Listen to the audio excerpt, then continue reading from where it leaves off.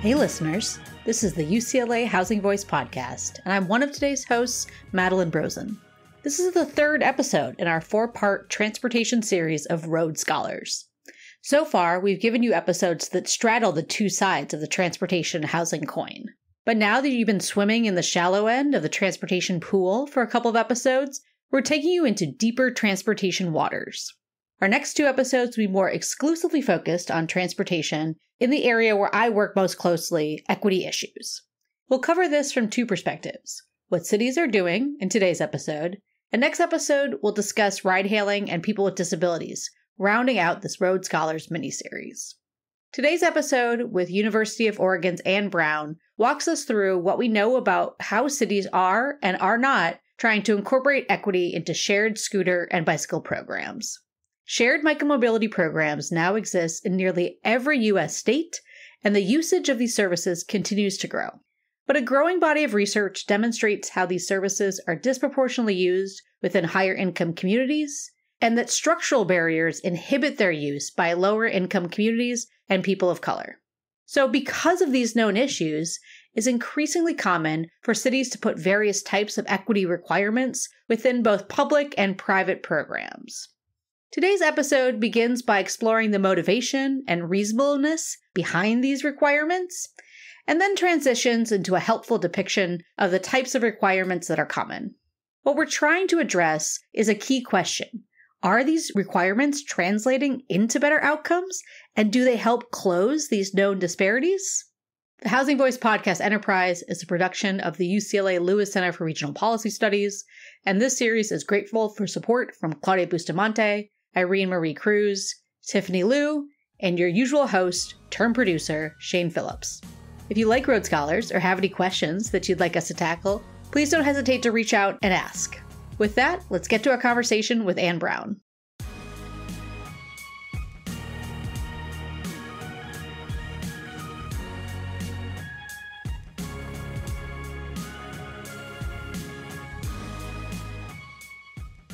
Anne Brown is Associate Professor in the School of Planning, Public Policy, and Management at the University of Oregon, where she researches topics relating to transportation equity, shared mobility, and travel behavior. As I'm required to report by the University of California Regions, Anne got her PhD from the UCLA Urban Planning Program, and she's currently on the road for her sabbatical, joining us from the Netherlands, so she's a perfect guest to welcome to Road Scholars. Welcome, Anne, to this podcast. Thanks, Maddie. Great to be here. I'm also joined by my co-host, Juan Matute, who similarly got to spend time with our guest when she was at UCLA. Welcome, Juan. Thanks, Maddie. And to get us started today, we're going to ask you to share with us a memorable transportation journey. And the memorable definition is up to your interpretation. So what memory are we walking through? Okay, so I'm going to go with my most unique mode. It's one that I like to use as a, bet you haven't ridden this mode too. So when I was in college, I studied abroad in South Africa, and I rode an ostrich. So it wasn't the smoothest ride ever, but it was very memorable. So that's what I'll go with for this. Where did you take this ostrich ride to? I had an ostrich farm, of course. That's it's what you do when you study abroad in South Africa. But it was very silly. They put a bag on the ostrich's head so it doesn't get grumpy at you, and then you go at, I would say, a trot. If an ostrich has a trot, it's very bumpy, but it was hilarious. I was expecting cableway for Cape Town. I've been on the cableway in Cape Town, but I have never ridden an ostrich. Short distance only. Yeah, but definitely fits the definition of memorable. The article we're mainly focusing on today was published in December 2024 in the Journal of Cycling and Micromobility Research with co-author Amanda Howell. It is titled Mobility for the People, Equity Requirements in the U.S. Shared Micromobility Programs.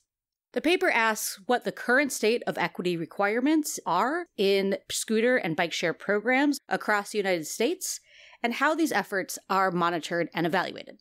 In the paper, they assemble a data set of efforts from 239 shared programs, e-scooter programs, dockless bike shares, docked bike share systems, and cities with both e-scooters and bike share. This dataset reaches across 41 states, and then they categorize the amount and type of equity requirements in each program. They find that while it's common that any program has at least one type of equity requirement, what is required varies program to program. What this shows is that programs use different approaches to help these programs overcome existing barriers for people and communities that may have lower levels of access to micromobility. They highlight that very few of these programs have data requirements that allow cities to monitor the efforts of these mostly private operators, and even fewer cities that monitor the efforts report their findings. The big question that we're left with at the end of this is whether the presence of equity requirements translates into more equitable outcomes and access. So now that I've introduced your work, I want to ask you about its origins. In the review, you explore previous research in this area, where there have been some type of these inventories before.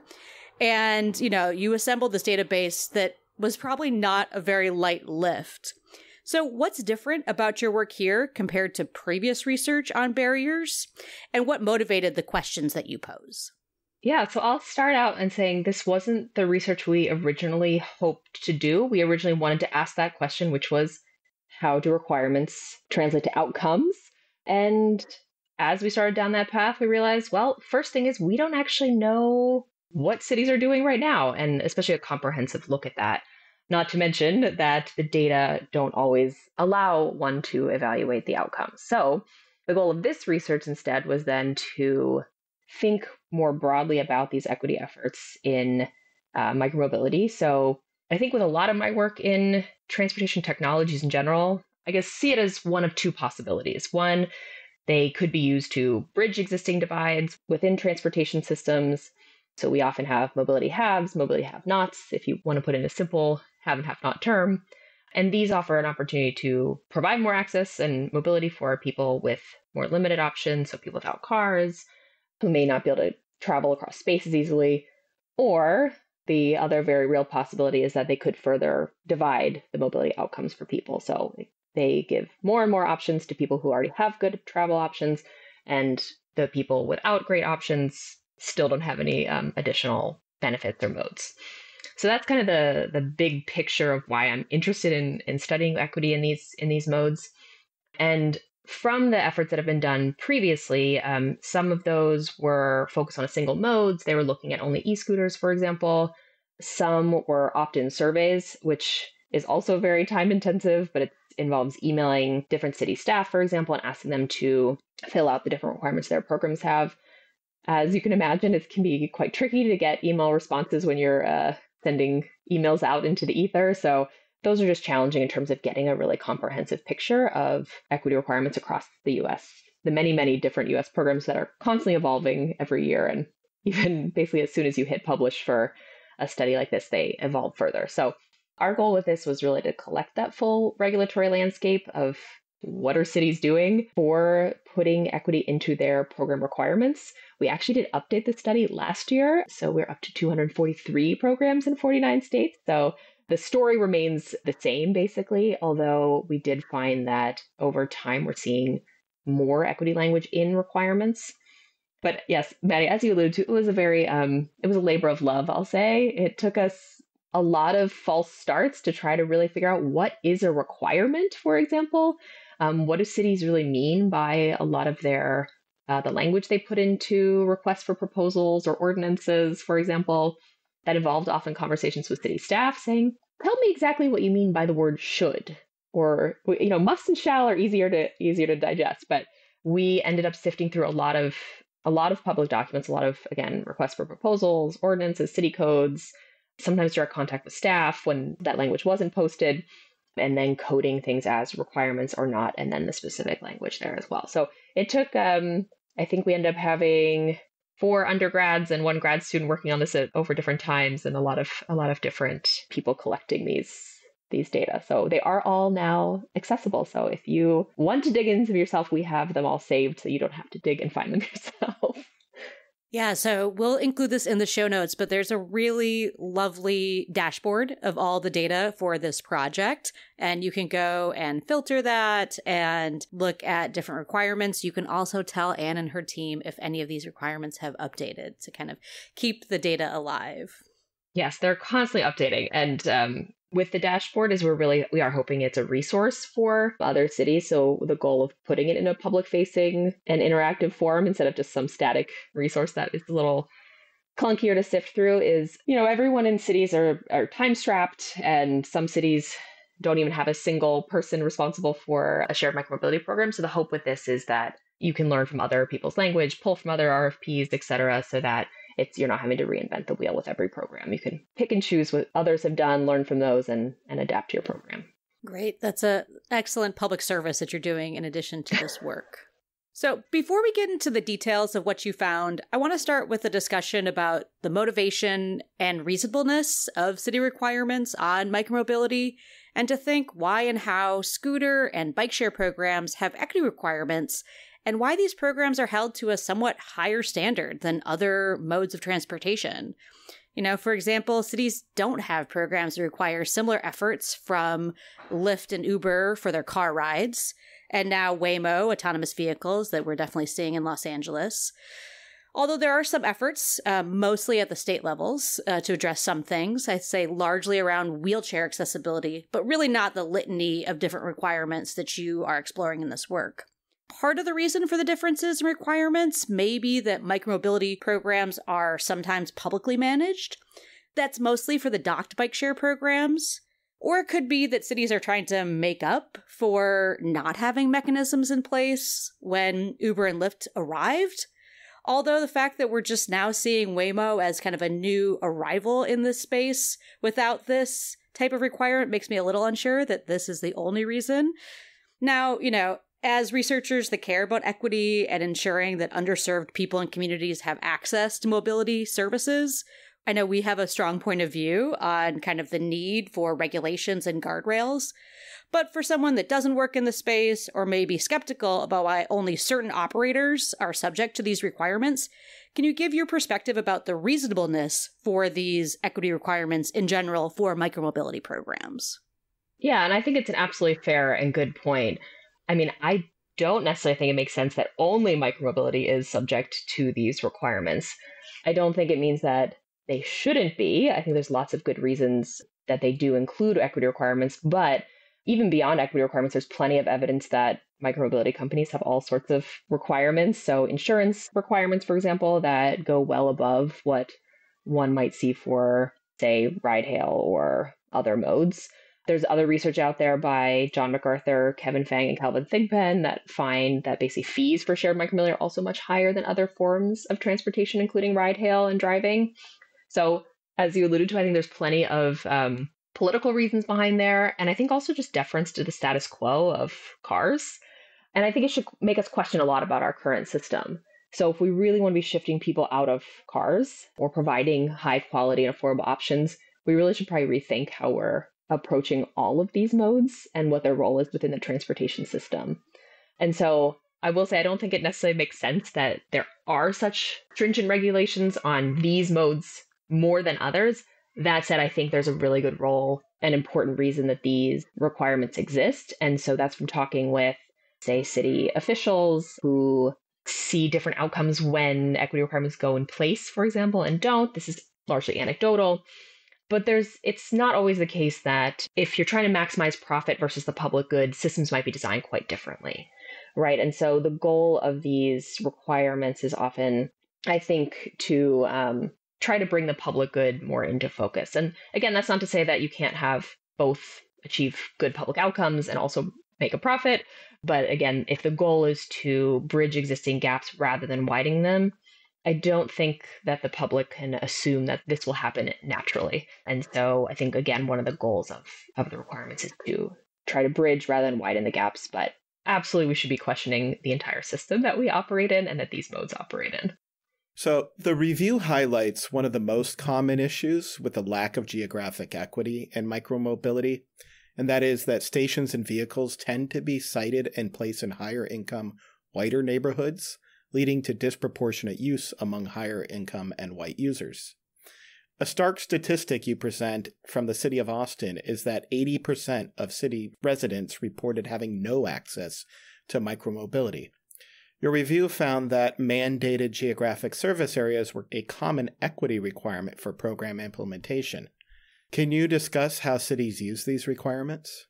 Sure. So these, like all requirements and all equity requirements in the programs, vary a lot from city to city. But typically what cities do is they will, in their documents, they'll either highlight certain zip codes, certain neighborhoods by name. Often they'll call out neighborhoods or areas that they've identified through other work, like equity priority areas or opportunity zones. They'll require some additional service in those neighborhoods or a certain standard of service in those neighborhoods. So that can look quite different. Sometimes it's a percentage of the fleet that needs to be deployed in target neighborhoods. Sometimes it has to do with the number of trips that begin or end in a neighborhood.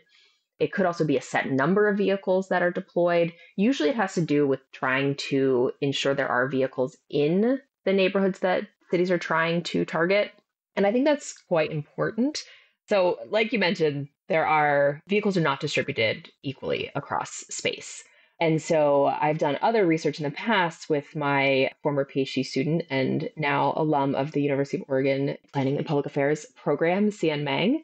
And what we did was we looked at docked versus dockless systems, for example, and how those service boundaries varied across space, specifically for looking at equity neighborhoods. So neighborhoods that had lower median household incomes, lower access to cars, higher percentage of people of color. And basically we found that was when you looked at docked compared to dockless, it's a much more equitable system in terms of thinking about the people that largely cities are trying to target with these services.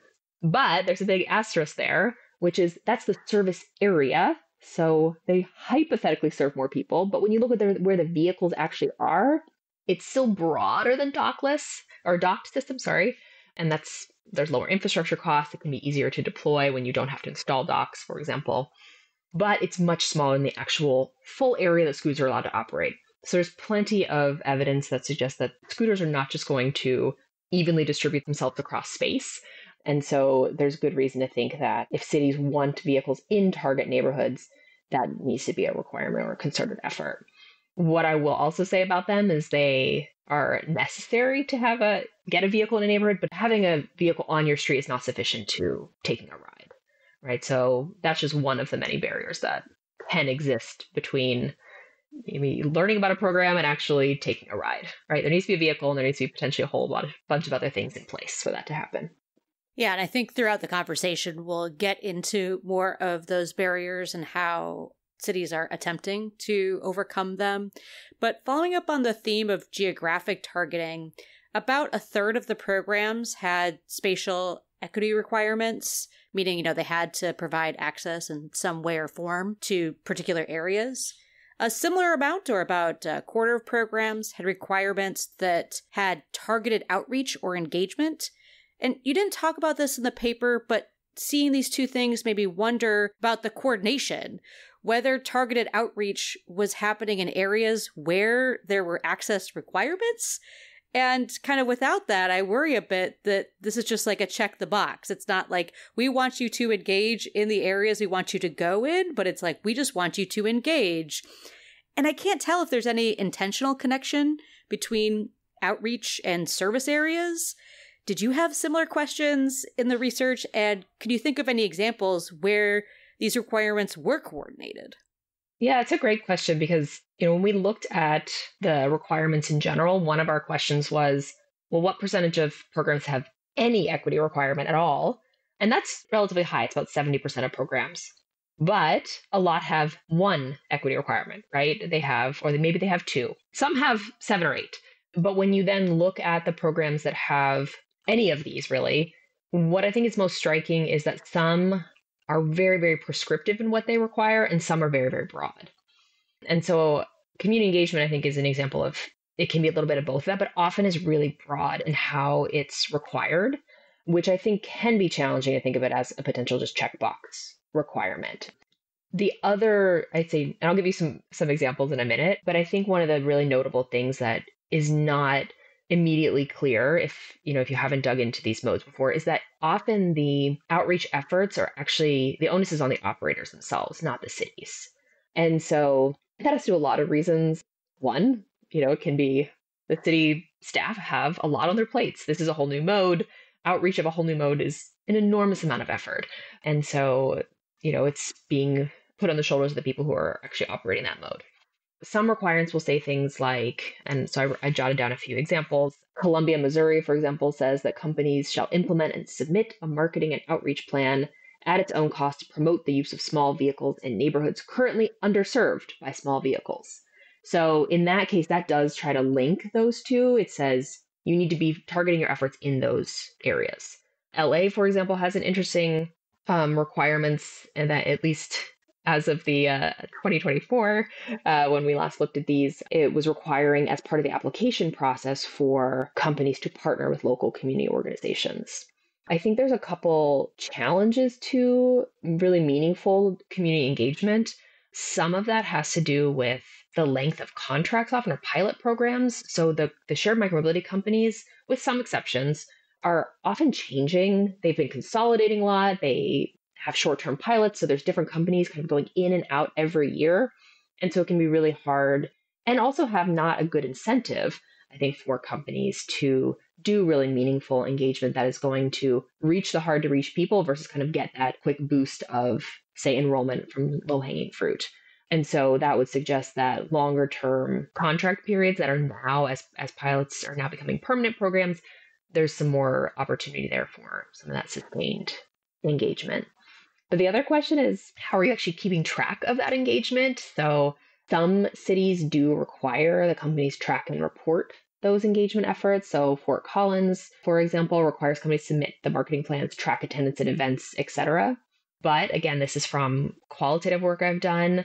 Both cities and some operators report that there's not a lot of accountability here even. So, thinking about if the accountability is really, do you have your contract renewed?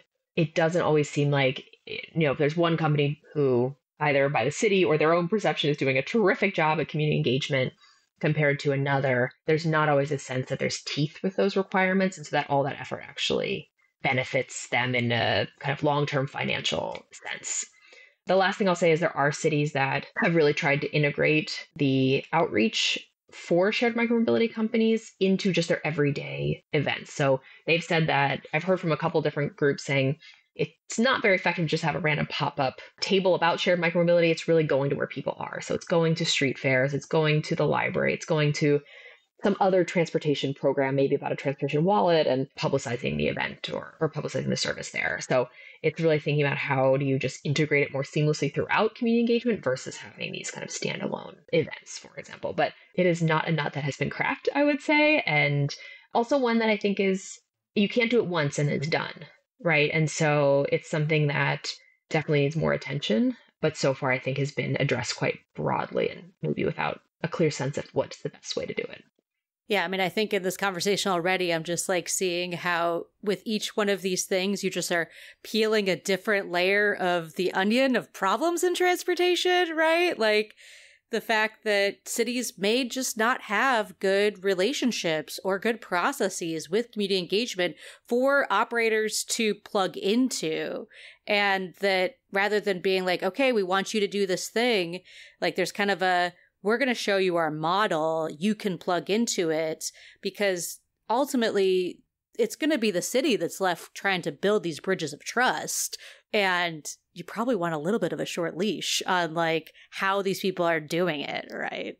Yeah, no, it's a really hard question. I think it's also really tricky when a lot of these companies are coming in and they might not have people on the ground, right? Their team is based in a different city. And so it's a question of, who are they reaching out to? Do they know who the local community groups are that would be good to connect with the people they're trying to reach, right? So I think that also gets to this question of how long are you in a market? What do the companies see as the incentive? And what are the teeth that the cities are putting in there to actually make sure that the engagement is meaningful? And what are the outcomes they expect from that engagement as well? I've also heard, again, from qualitative work that while there's benefits to measuring a lot of this quantitatively, some of the learning from people's experience can also be quite important, because qualitatively, sometimes they'll say, having 10 people that you really, really connect with and really feel confident in using this service and that it can be a sustained mode for them is actually more meaningful than just getting 100 people to sign up randomly at an event. And so that's also a tricky thing with trying to evaluate some of these engagement efforts is how meaningful is it and what is the longer term effect of it? Turning to other implementation requirements, you found that cities often require that micromobility services accommodate alternatives to smartphones and the use of credit cards. I'm working on a project now on equity and payment methods for transit, and it seems that cash acceptance is suffering a fate where there's a fixed monthly cost to accept cash and it's being distributed over fewer transactions. So I haven't seen a scooter with a fare box yet, so I was wondering how cities employed these options.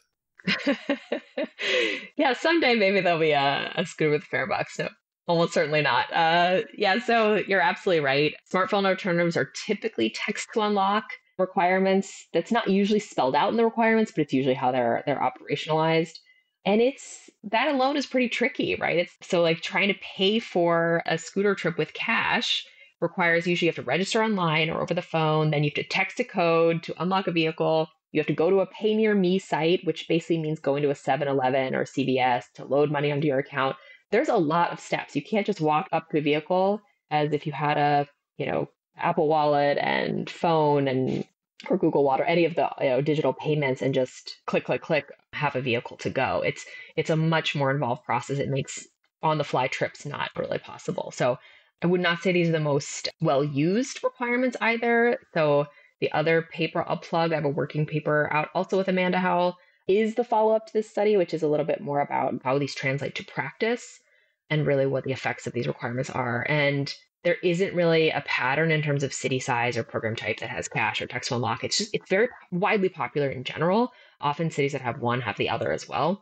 But we found that as of, I believe our data from September 2023, it's less than 0.01% of micromobility trips across the country are made using cash or non-smartphone options. So it's almost non-existent in terms of use. So don't hold your breath for that fare box on the scooter. Okay. So piggybacking on this payment question, I want to ask about kind of discounts, because I was pretty surprised that 70% of the programs don't have a reduced rate requirement.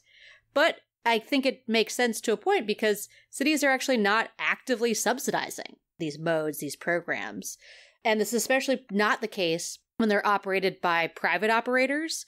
So the reduced rate requirements do force the operators to pay for the reduced rates as an operating requirement. And just to kind of illustrate this, I just want to talk about how much scooter trips cost, because it's always kind of shocking to me.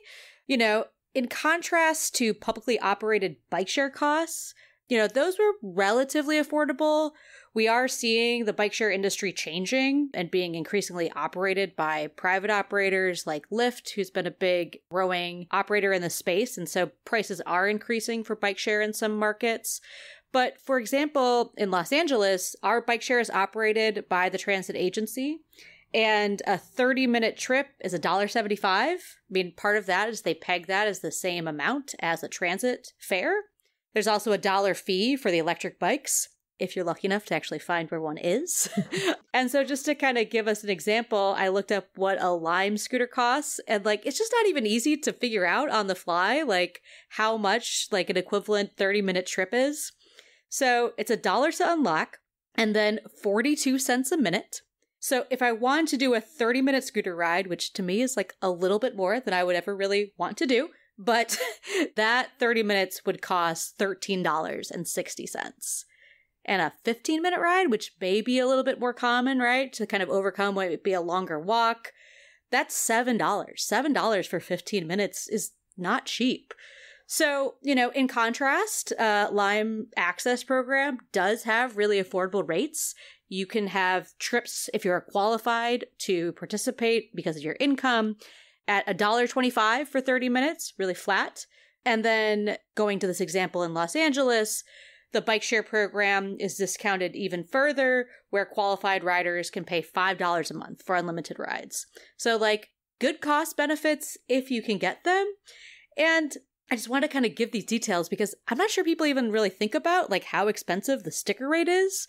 And so this isn't to say that smartphone and cash payments aren't barriers, but to your point of pretty much no one uses them, like I think we can say that that may not be the primary, but that cost is just something that just can't be ignored. So to draw a housing analogy here, we often see that there are inclusionary zoning requirements where private developers have to provide a certain percent of affordable units in market rate projects. Most of the time, this is an unfunded mandate. And in some cases where the percent of inclusionary units is set at a really high percentage, this can effectively reduce the overall supply of housing. So best case scenario for both housing and micromobility is to find a way to have a public funding model to ensure that there's both market stability and cost subsidy. So I'm just going to put that as a point of if you need other paper ideas, I would love to think about, where that goes. But taking a detour back to actually work that does exist, you have this other paper that is available online, making its way through the review process, which we will also link in the notes. And this just really digs into this question about these discount programs. You ran a survey to look at the awareness of and enrollment in discount ride programs, and then how often that enrollment translates into actual use of the scooters. This was a national survey and administered both through a service and through a particular operator. And you found that only about a quarter of the people who likely qualify for these programs are aware that they exist. But most people who know that these programs exist are enrolled. So there's certainly an information gap in knowing about discounts, but a high conversion rate once you know about it to actually being in it. So can you kind of share some of the findings from that work, and what do you think is useful to think about when you put both kind of your work on enrollments and requirements together in conversation?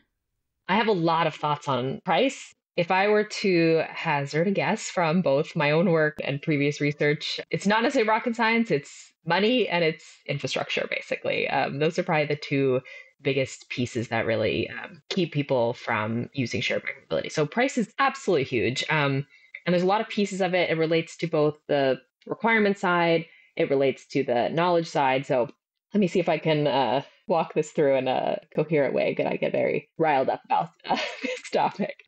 So yeah, about a third of programs actually require discount rides.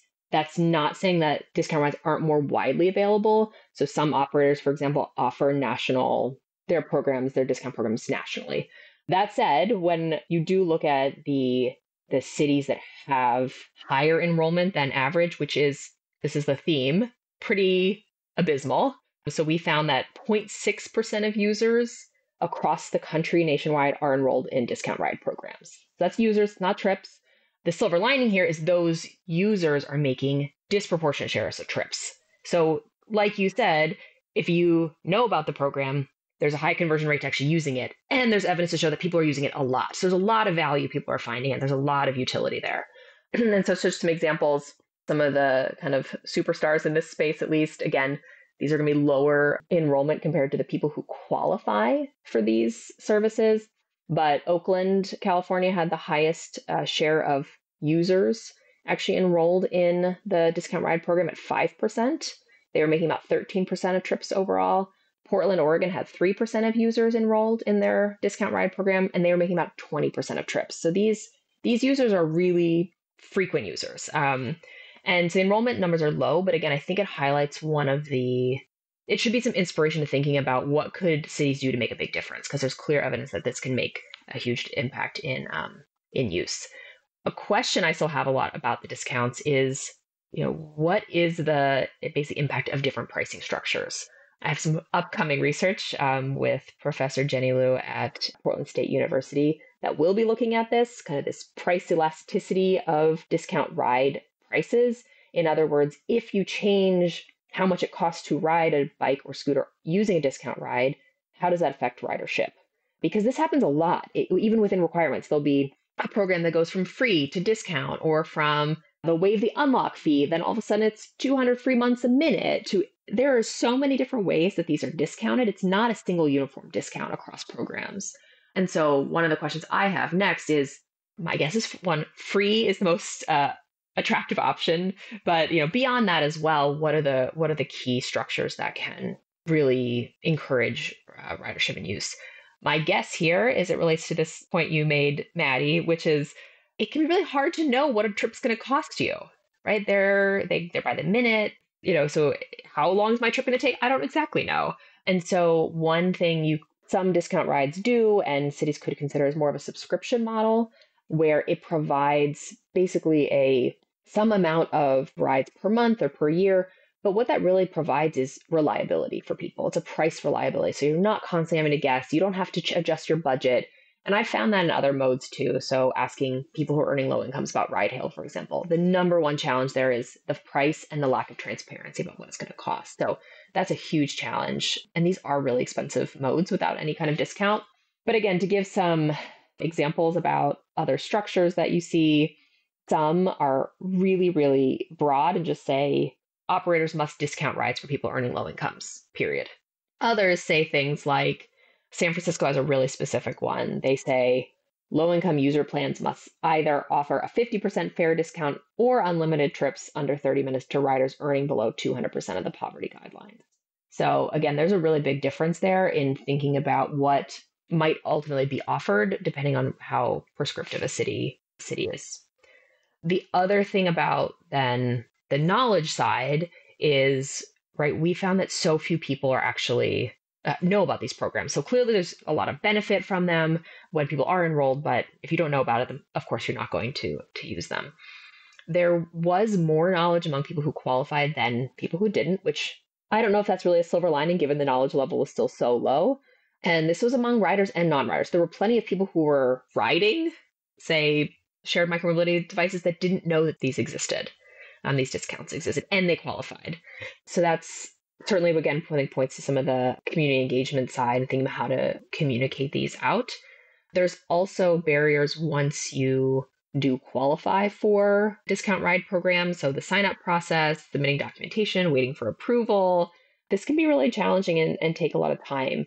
I know there have been some companies that have really worked to streamline this process. So working to make it that if you, for example, are enrolled in SNAP, you can automatically get validated on a back end. So it cuts the validation process down from days to minutes.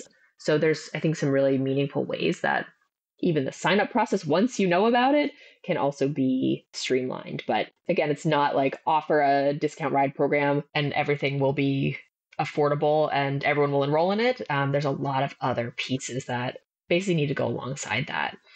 And if I'll say one more thing to your earlier point, Maddie, about thinking about these in a kind of public transportation perspective and the role of public subsidy, one of the projects I'm working on here in the Netherlands is about integrating shared micromobility and public transportation.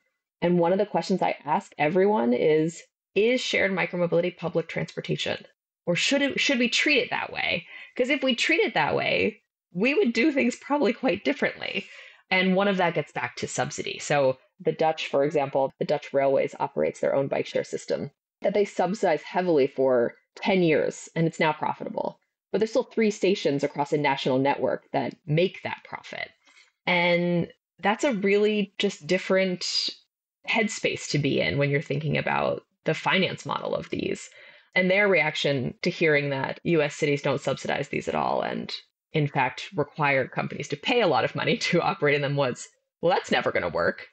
How are you going to get anyone to ride them? They're going to be so expensive. And I said, yes, they are expensive. That's exactly the problem. So there are some examples of places that have been piloting subsidies. Grand Rapids, Michigan, for example, is currently piloting a program to subsidize their discount ride program specifically.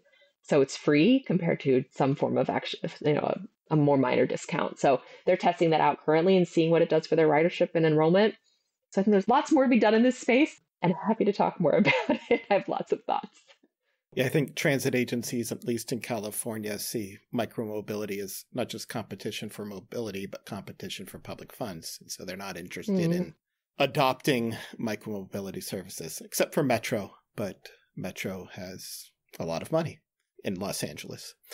So I know from my own work on equity and transit payments that where riders in much of California must establish eligibility for discounts on a per agency basis. And so you referenced the burdens in doing so. California's moving towards some streamlined eligibility verification across different providers. You referenced that there is some momentum in the micromobility space to do not necessarily cross-provider eligibility verification, but automatic enrollment in discount programs for those who are enrolled in another means-tested program. Can you talk about how this works in cases, or where it is working, or where it is implemented? Mm-hmm. Yeah, so I don't know if I know of any place that's fully streamlined an automatic enrollment yet, as in you're enrolled in SNAP and then it forwards your data on to a micromobility company and automatically enrolls you. But there are two cases I can think of that, again, that process has been greatly streamlined. So the one is this SNAP qualification. So Lime, the shared micromobility operator, currently is working with Sheer ID, which is the same company that if, for example, you want to qualify for veterans benefits, for example, on websites and get different discounts, it has this registry, this big database behind the scenes on the back end of if you, for example, are enrolled in SNAP, so Supplemental Nutrition Assistance Program. And if you are, that program can automatically validate your information. And so it means that you don't have to send pay stubs or paperwork to the company for them to manually validate. It does it in minutes. And so, again, this is this is a relatively new program that they started, I believe, last fall, summer. I could be getting that timeline wrong, but it's relatively new. So that's a big new effort. Another is New York City, for example. Actually, that works with their benefits office to, when people go in to enroll in other public programs like public housing, for example, or other public energy programs, discounted rides for shared micromobility is one of those programs that's discussed. So it's actually in-house in the benefits office, just like if you were getting a transit card that was reduced as well. If the transit agency actually has an income-based discount, which many don't. But that's another example of that way it doesn't put the onus on people having to go out and learn about it themselves. The information is coming to them in a place that it's almost by definition, you're coming to a place with public benefits, you almost certainly qualify.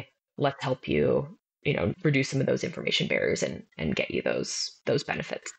Yeah, it's like one of my pet peeves or current hobby horses is just how many people are eligible for different public benefits that they aren't actually enrolled in. And just thinking about how to make things easier for people so that they can actually get the benefits that they are eligible for, and how there's just so much usefulness, right? Like if you have food benefits, it's probably helpful if you have transportation subsidy to get to food, or to get to work and all of these things. Well, and I was thinking too that to the point of automatic enrollment, right? If you qualify for 15 different public benefits, for example, the benefit of automatic enrollment is even if you make each of those individual 15 processes relatively simple, it's still 15 processes you have to go through. It's a pain in the butt. And it takes a lot of time. It takes a lot of knowing that these exist, where to find the right website, where to find the sign up, right? It's not going to be that simple. And so as much as these can be linked, or in my mind, you basically get a folder or some kind of package that says, you qualify for this, and here's all the other things you qualify for. You're already signed up, go at it, right? And so just making it as easy as possible, because why put barriers in front of public benefits? These are incredibly important resources that we should not be trying to make more difficult for people to access. So thinking more about these various requirements and whether they're working or not, let's pick up on data, because it's not important just to have the requirements, but to actually understand how much they're working. And part of the requirements is just data. And this data just helps to manage the transportation, right? It's not even necessarily just about the equity outcomes, but just where and how people are using these services. Now, I know I shouldn't be so naive to think that cities care as much about data as researchers do, but I just always get a little shocked. But on the good side, 83% of programs in your paper had data sharing requirements, so that's good. But only 27% use these data to put out publicly available evaluation reports. You do say that, there may be other things where they're showing up, council reports, internal things of that nature, but Just kind of on the data sharing side of things, you talk about two pseudo standards, the general bike feed specification and the mobility data specification. Can you just walk us through what's in these data standards and how data are typically shared between the operators and city partners? Sure. So the general bike feed specification, or GBFS, this is typically real-time or near real-time data that is meant for basically public data to be fed to a consumer-facing application. So seeing where vehicles are, et cetera. So, and then the mobility data standard is really for mobility providers themselves. It's thinking about planning, it's thinking about regulatory purposes. That's the goal, at least. And they are, again, supposed to be standardized so that they could be ingested or used across different markets. It lowers basically, if you're an app developer or if you're a company that operates across multiple markets, you don't have to develop totally different data standards and reinvent the wheel each time. So in that, they're quite helpful. They have a variety of different data variables within each. So that could be the location of vehicles. It could be the routes. It's the vehicle type.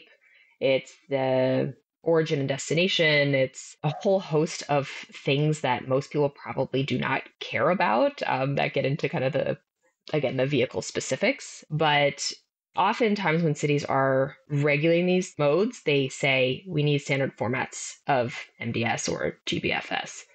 That said, the cities themselves are not usually using those raw data. They are often contracting a third-party data provider, so using some form of data dashboard in order to actually digest the trends that are coming through their data, or sometimes they publish a public-facing dashboard as well that you can also see where trips are occurring.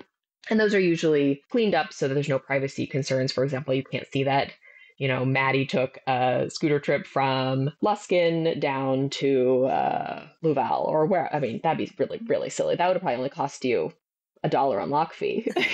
We actually have robots now that make a delivery, so we don't need to make that trip.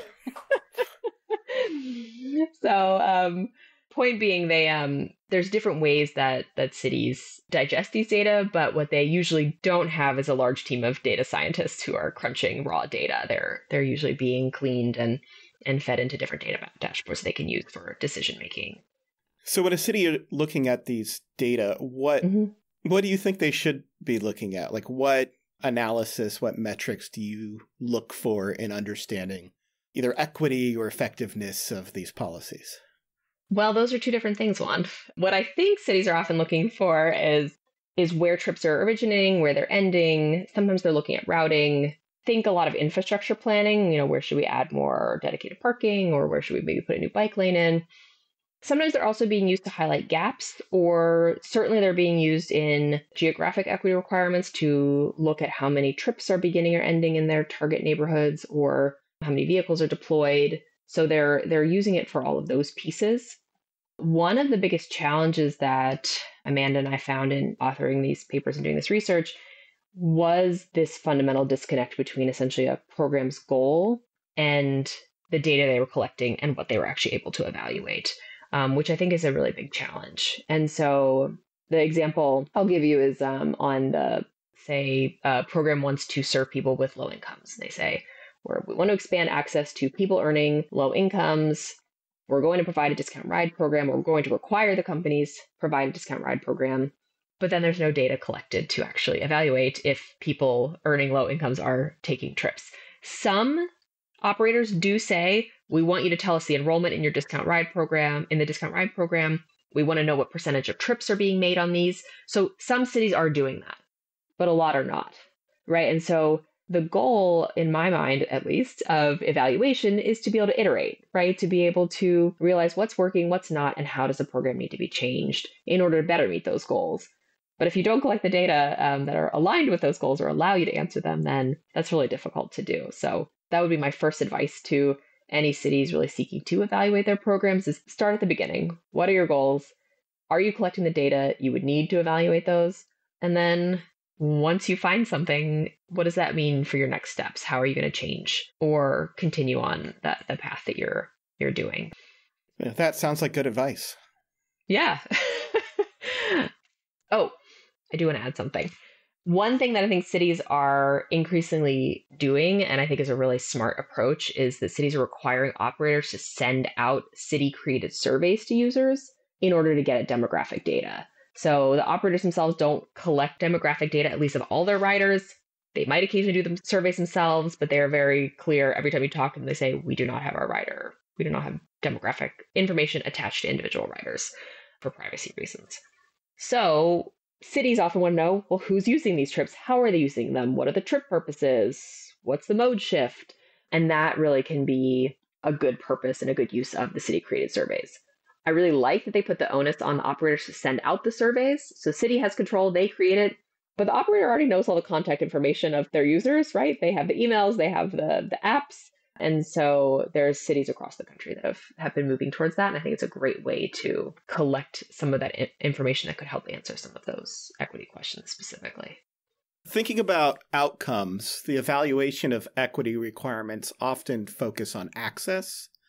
So how can cities better measure the outcomes of micromobility programs in relation to housing, such as improved access or jobs or services for residents of affordable housing or in neighborhoods that have lower cost housing?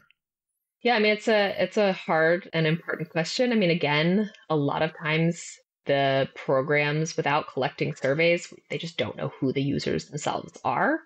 And so I think that would be a good imperative to actually make sure you're sending out a survey to know who are using the programs. I mean, there could be some spatial analyses there as well if you really want to focus on certain neighborhoods. I can imagine a really interesting study potentially of, maybe you have a really concerted outreach effort in a target neighborhood and you want to measure how many trips were taken in this neighborhood before or after or during this outreach. Did it make a difference? And do some testing there.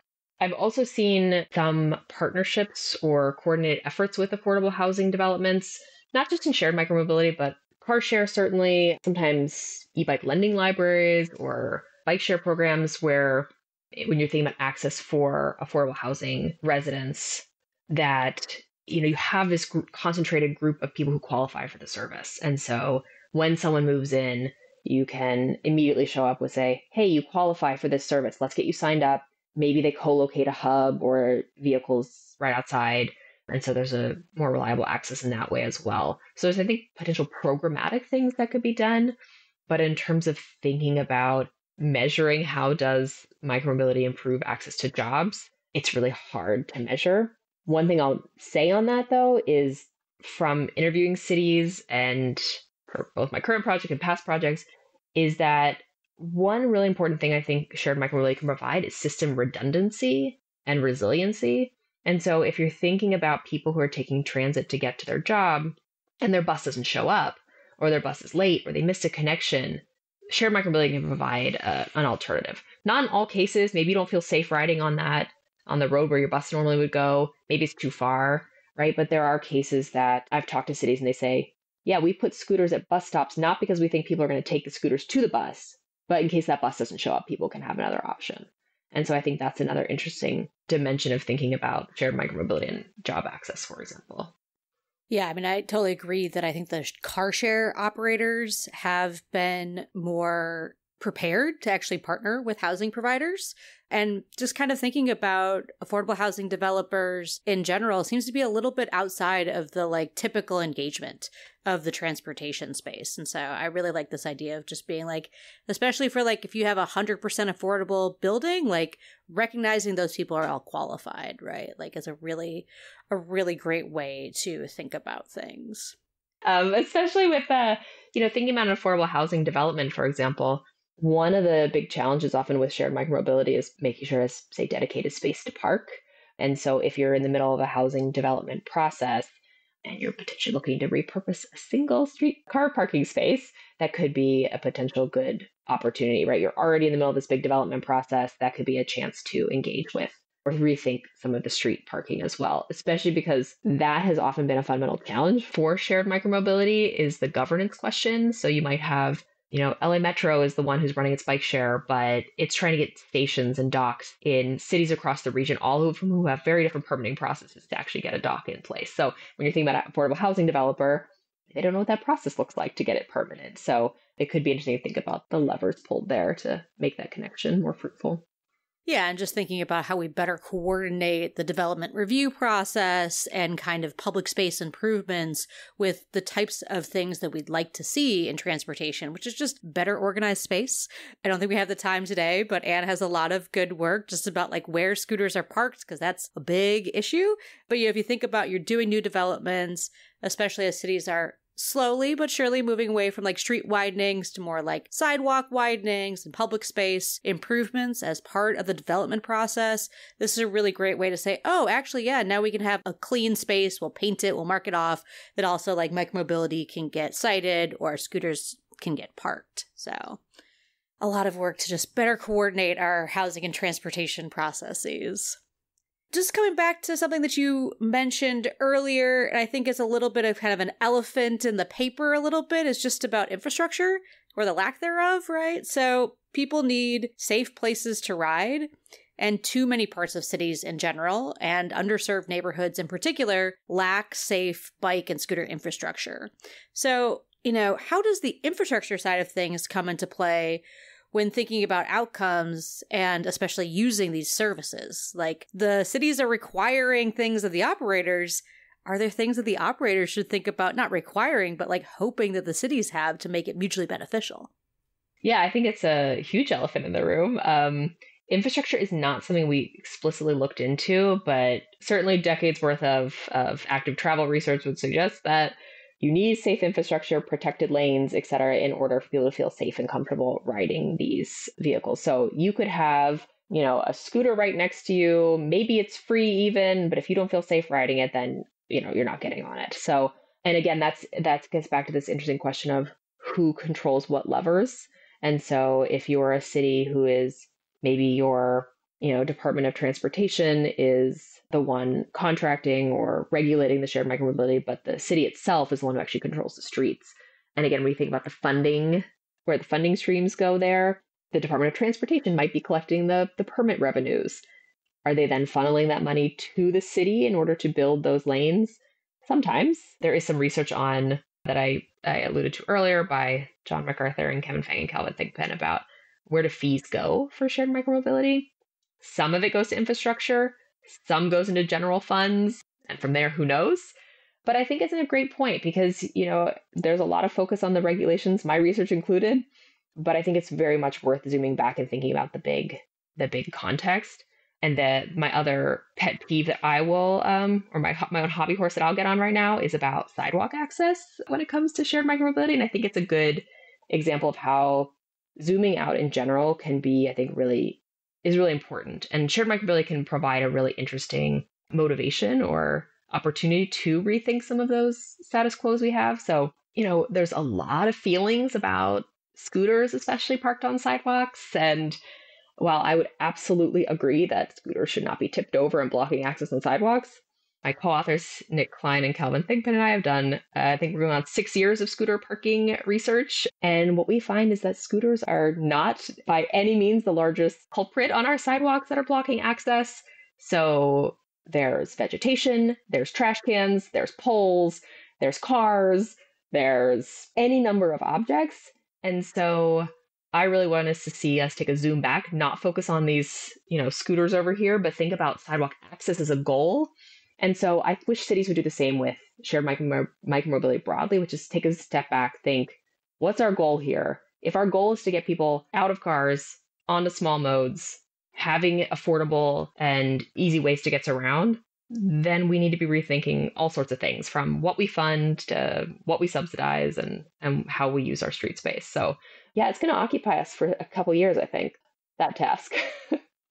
Yeah, I'll maybe invite you to a running note that I have in my phone, which is like things we learned about things we hate, which is essentially like, the once scooters kind of appeared on the scene and everyone's all up in arms. I was like, you don't hate the scooters. You hate the fact that your sidewalks are narrow. Like, that's right. The actual problem here. Yes. I have a whole camera reel of cars blocking my sidewalk access and going like, who am I supposed to call about this? Like, there's no number on the side of that car to complain about it. I can't pick it up and move it. Well, I think our professor, Donald Shoup, would say that people think about parking with the reptilian cortex of their brain. And that's just he totally like would. a very that means you can see motion and maybe not much else. So you only really see what's changed, perhaps. And so if we had trash cans 10 years ago, but scooters arrived 5 years ago, you only see the scooter. That is 100% true. Yeah. So as we're kind of wrapping up here, I'm left with the question, like, what's the best that cities can do, right? Like, you've said everyone does, at least one thing, but it's kind of different in different places. It just made me think about kind of a hierarchy of requirements, like where the cities identify what's the most likely to be effective in terms of orienting these micromobility programs towards equitable outcomes, and try to just focus on a few things with the biggest impact. So of the requirements that you inventoried, which do you think the cities should focus on implementing? And then is there anything that's not being done that would be a good thing to add to the top of a hierarchy? I think it comes down to price. That's the number one I would target first. I mean, I think the geographic distribution, you need to have vehicles in order to actually get people on them. And the infrastructure piece, hugely important.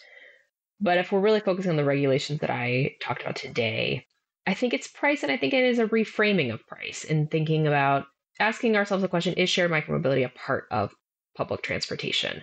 Because I think that would even bring the requirements around discount rates a step further in both thinking about what is being offered, and then also should cities be subsidizing that? Again, if the goal should not necessarily be just put scooters around in neighborhoods, the goal should be to have people ride them and ride them safely, right? And so I think focusing on the outcome being riding more than really anything else is a good goal. And then really paying attention to how that distribution plays out across space or across users.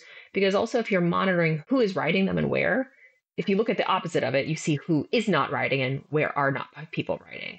And that can give you a sense of where the barriers remain. But I would really love to see things like subscription models where people can just hop on, hop off without worrying about racking up huge bills for trips. I think, yeah, like you mentioned, LA Metro earlier has a nice, it's very transparent, $1.50, same price as other transit trips, for example. One challenge there is that it's not linked into any pass programs, right? So it's totally separate. So there's a lot more that could be done with integrating these into public transit. And again, I think that's part of this big reframe that I think if agencies think about, transit agencies think about transit versus shared micromobility, from what I've heard from others, is it's really about thinking about us, transit and shared micromobility against the car. And certainly that would make streets safer for everyone, particularly people who are not in the cars, which tend to be people who are lower income to begin with. So I think that's another equity forward practice. So I think we were both living in Santa Monica when Bird dropped its first scooters in the summer of 2017. At the time, you were doing data collection on transportation network companies like Uber and Lyft and taxis in Los Angeles for your dissertation. You've now conducted several studies on micromobility. Did you think at the time that you'd one day be researching this phenomenon? If only I had known. I never thought that. I distinctly remember seeing my first Bird scooter in Santa Monica. I was walking back from 800 Degrees Pizza for their $5 Instagram special and picking up pizza, seeing this scooter, this basically Razor scooter with a little box on the top and a QR code. And I still have the picture. It's on my camera reel. I took a picture of it and went home and Googled it. Like, what is this? So I did not expect them to grow so much, or that I would spend 6 years now researching the different dimensions of it. But it's been a lot of fun. So I guess, I should probably never put stock. I should never wager on anything because I would never have guessed that this would blow up. And but it's it's been a lot of fun. Well, we're glad that you got into the space because we had so much to talk about today, and there's lots more other great work that you've done. So thank you to that. As I mentioned, there's a great public dashboard with all the data for this paper, so you can explore it yourself. And thank you so much for joining us today on Road Scholars. We're very envious of the fact that you probably have a very safe and comfortable riding environment in the Netherlands, but we're really appreciative that you took out the time of your sabbatical to join us and share your work. So have a great evening. Thanks, Maddie and Juan, for having me. It was great to talk with you both about this topic and look forward to more in the future. Thanks, everyone. All right.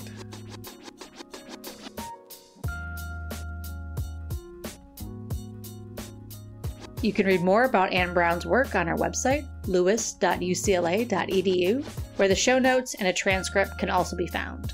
The Lewis Center is on Blue Sky and LinkedIn, and I'm on Blue Sky at M. Brosen. Thanks so much for listening.